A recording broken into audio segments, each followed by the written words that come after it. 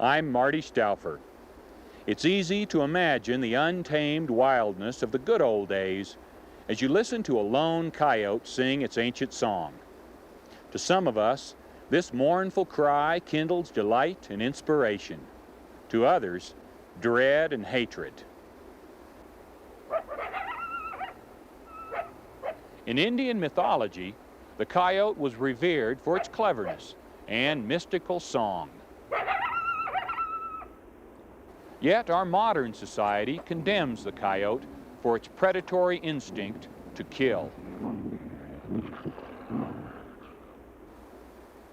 Regardless of our mixed emotions, this wild canine has proven itself to be one of the most intelligent and successful of all animals on Earth. With efficient hunting skills, an opportunistic diet, strong social bonds, and an incredible capacity to learn, the coyote can quickly change habits and habitat. Even in the face of adversity, this animal thrives. The controversial coyote.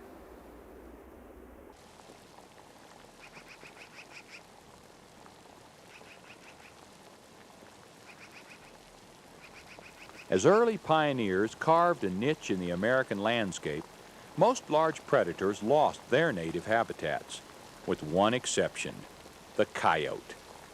Even in Yellowstone Park, the wolf is gone, and the coyote reigns as top dog in the ecosystem. Fortunately, Yellowstone escaped the pioneer's axe and remains a land of plenty.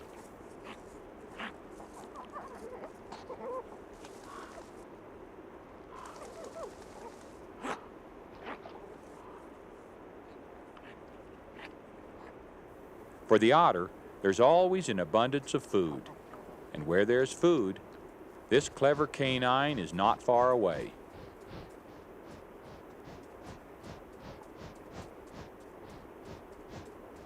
Capable of outwitting almost any animal, the coyote is not above trying to steal the otter's fish.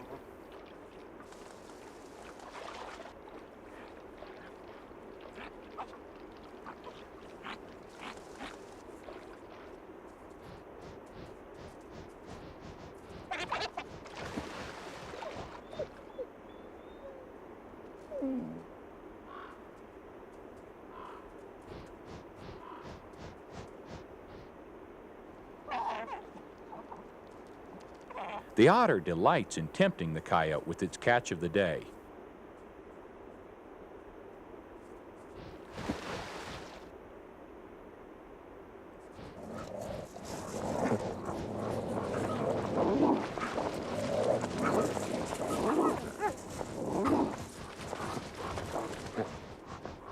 The contest becomes more heated as a fellow opportunist arrives.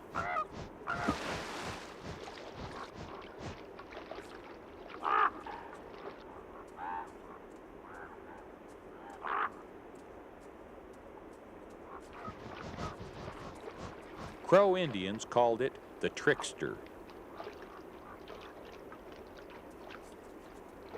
Like the trickster, the otter is also a creature of wit and mischief.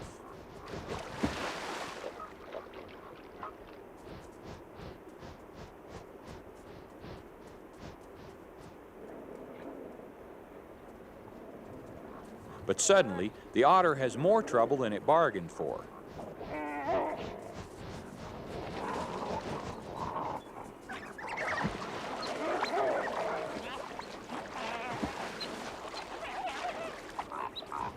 Snatching the fish from the otter is only one small victory. To win the battle, he must keep it from the other coyotes.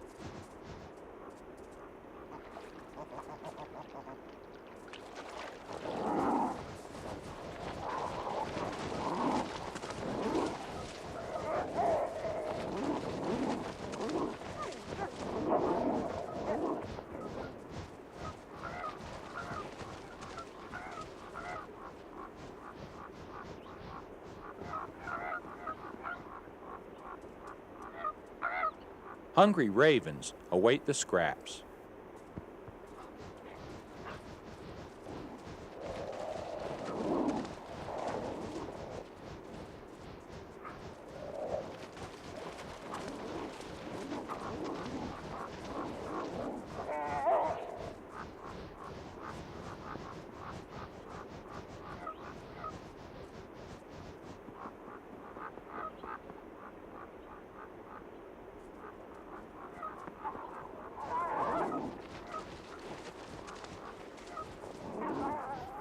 In the end, dominance, not chance, dictates which contender claims the prize. Watching this drama, I understand better how these wily predators have survived against all odds.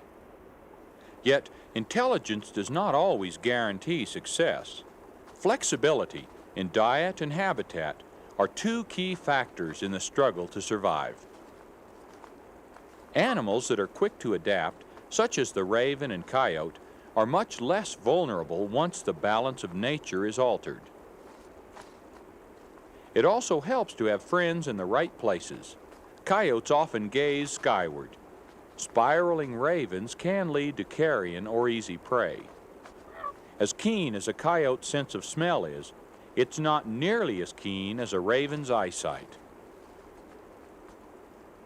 In turn, the ravens get leftovers from the coyote's kill. Their relationship is symbiotic, meaning that each benefits from the other.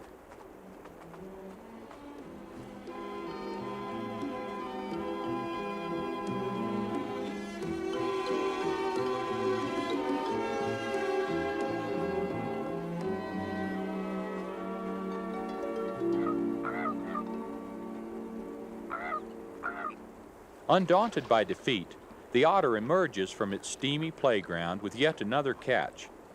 This resourceful carnivore is no less a predator than the coyote. And predation may well be the strongest link in the chain of life.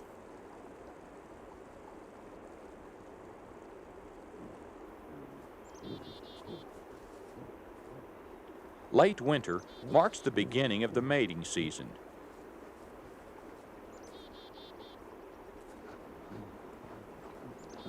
To signal the male that she is reproductively ready, the female paws and bites at his flanks, enticing him to mate.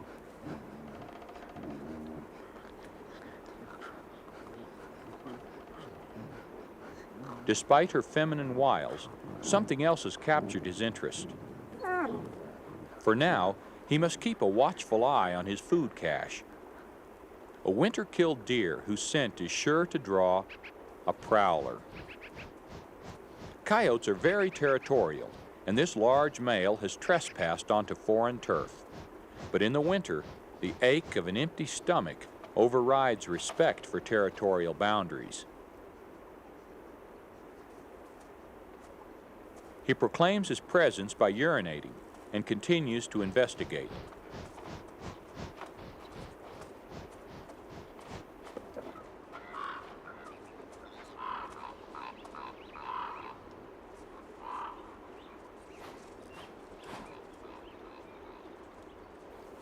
This pair is not about to surrender the carcass.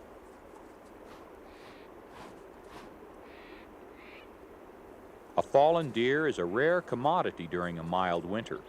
Coyotes usually fare better in harsh weather when their normal diet of carrion is more abundant.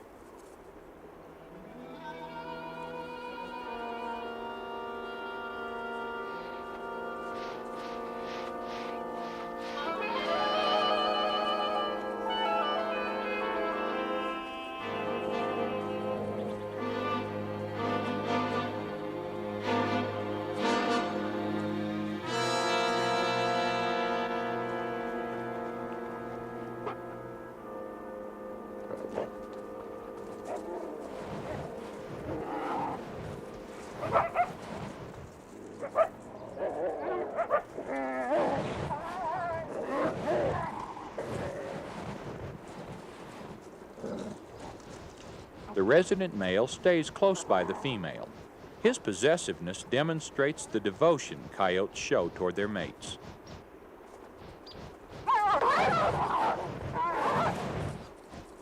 It looks as though the large intruder could easily intimidate the smaller male. Yet a formidable male will act submissive in alien territory. Because he's unfamiliar with the surroundings, his confidence is diminished, and he's therefore reluctant to fight.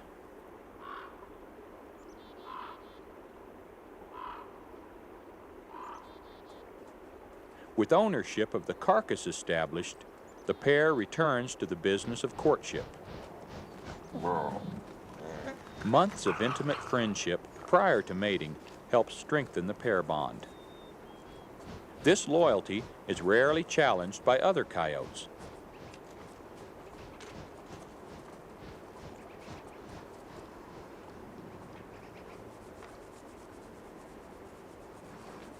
A male coyote has a reproductive cycle that coincides with the females. He's actually sterile for 8 months of the year.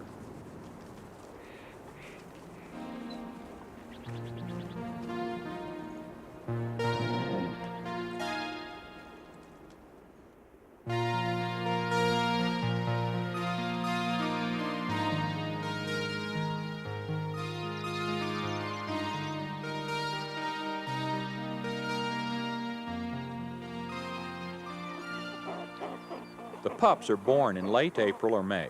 By 3 weeks of age, they begin to investigate their surroundings with ever-growing curiosity and coordination. Evolution made the coyote a creature of our western plains, prairies, and deserts. By clearing forests and exterminating other large carnivores, modern civilization has favored the expansion of the coyote's range from California to New England and Costa Rica to Alaska. It now occupies the niches left vacant by man's elimination of wolves, bears, cougars, and wolverines.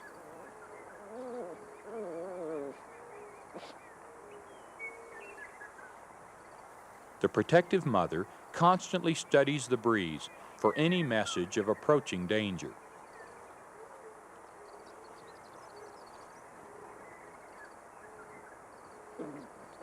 Already, some pups are seeking to assert dominance over their litter mates.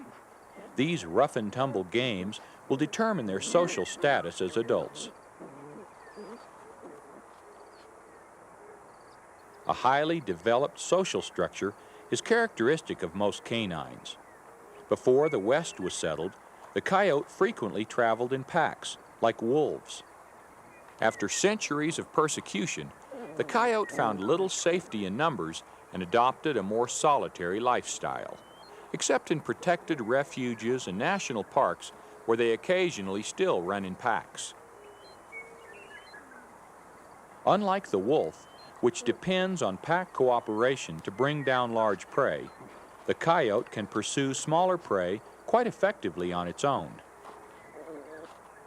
With this adaptability, It's no wonder the coyote has roamed this continent for 55 million years, while so many other animals have become extinct.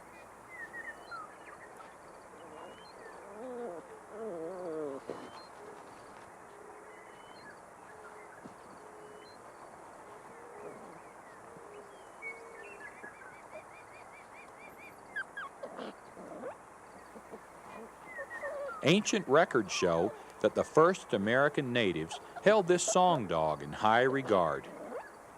Endowed with names such as God's Dog and Old Man Coyote, he played a supreme role in their religion. Perhaps early man felt a spiritual kinship with the coyote because he saw many of his own qualities in this wild dog.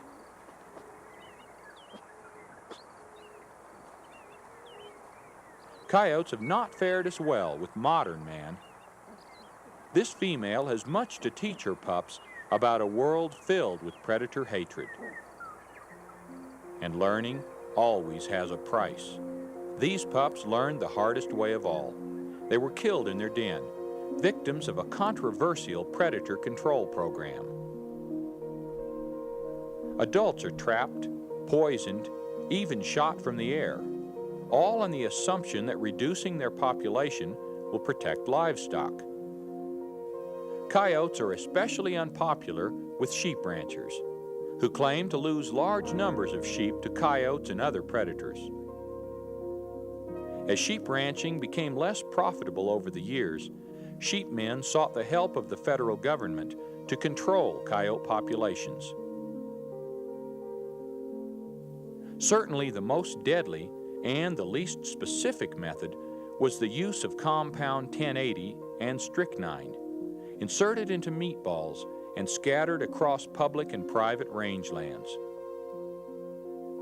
Poison-baited explosive devices called coyote getters were substituted to target coyotes more effectively. Sheep carcasses are also injected with poison and left for scavengers.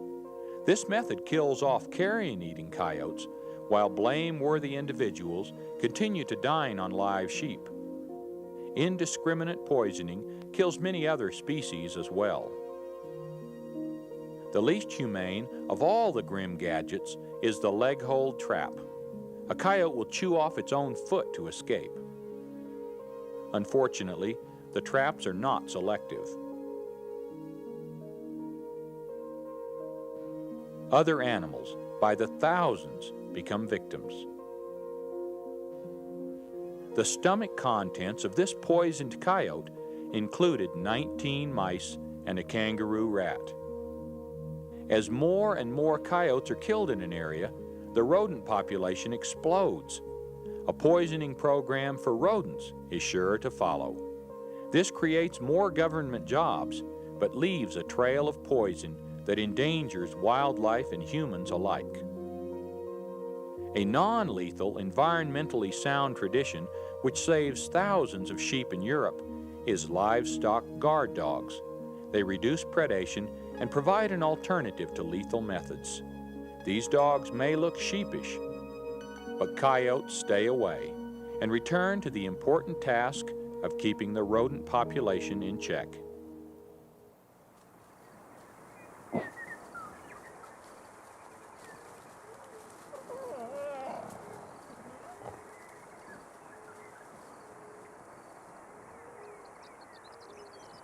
Alive and well, despite ruthless control efforts, the coyote remains the most controversial animal in the history of wildlife management.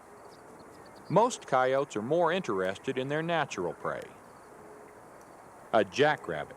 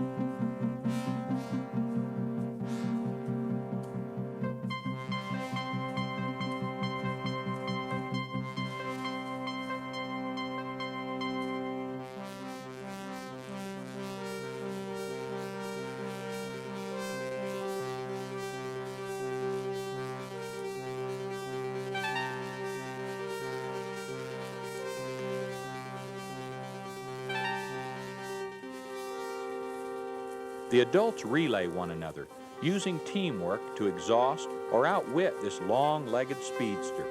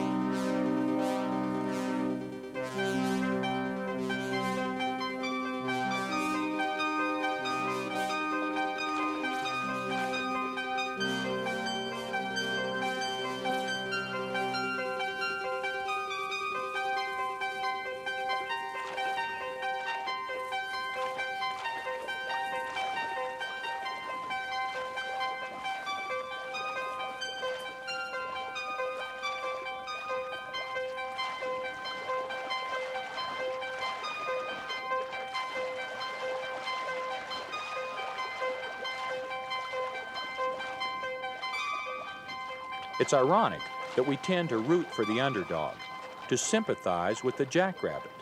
As predators ourselves, we should be able to identify more with the coyotes.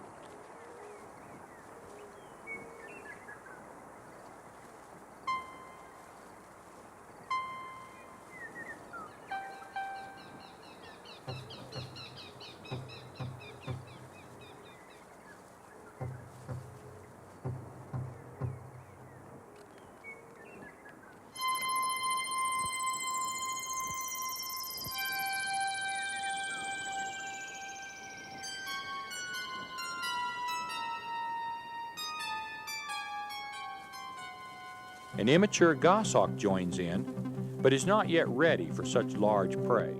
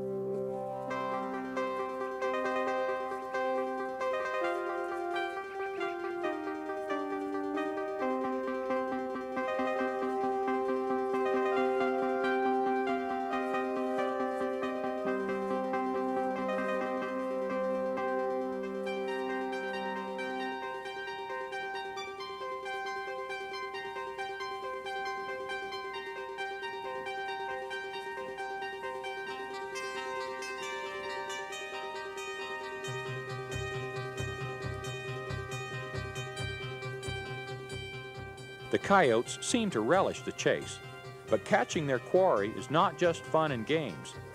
To a predator, It's a matter of life and death.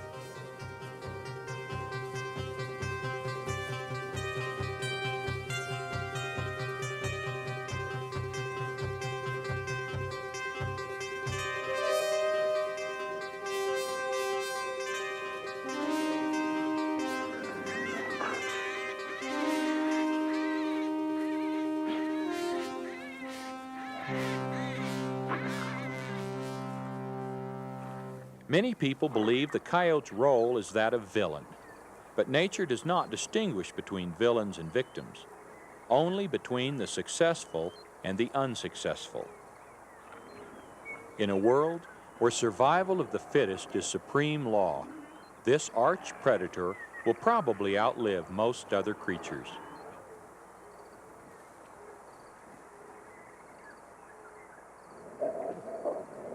In the words of a Crow Indian chief, when the antelope have gone and the buffalo wallows are empty, only the wail of the coyote will be heard. Since our continent was first settled, the coyote has competed with man as a predator of wild animals and livestock. Today, more than ever, the coyote is paying for this competition with its life.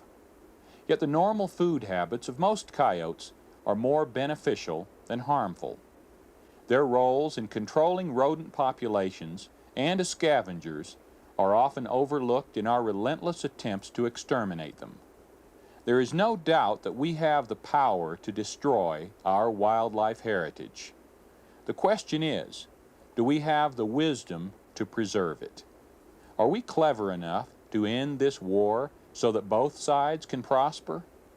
Certainly we can find a way to make peace with the controversial coyote. I'm Marty Stauffer. Until next time, enjoy our wild America.